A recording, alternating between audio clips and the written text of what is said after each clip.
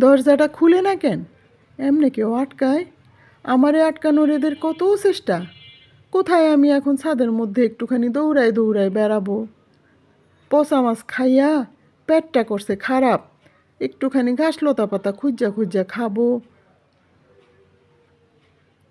গাছের নিচে বইসা আরাম কইরা শীতের রোদ পোহাবো। উফ, কত আরাম! ঘুমে চোখ জড়াইয়া আসতেছে। এরপর ঘরে গিয়া খেলনা পুতুলটারে নিয়ে একটুখানি খেলবো। করে ধইরা আচ্ছা মতো একটু কসলাইয়া দিব।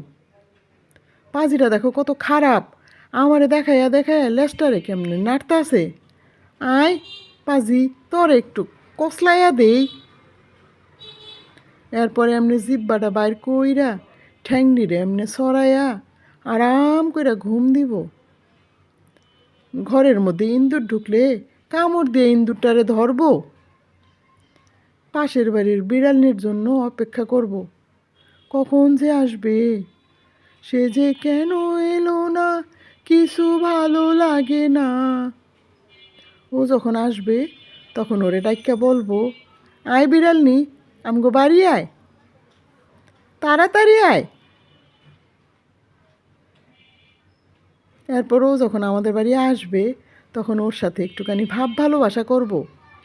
বেয়াদব যদি আমার কথা না শুনে তখন মাইরও দিব। মাফ কইরা দিস, নাইলো তো আবার আইবো না। না হয় চুরি করে একটা মাছই খাইছি। উফ, পচা মাছ!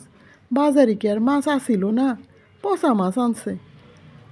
একটা মাছ খাইছি দেখা এমনি আমারে আটকায় রাখবা? ইস, খুলো না, খুলো না দরজাটা। এই খুল না, খুল। উফ, পারছি।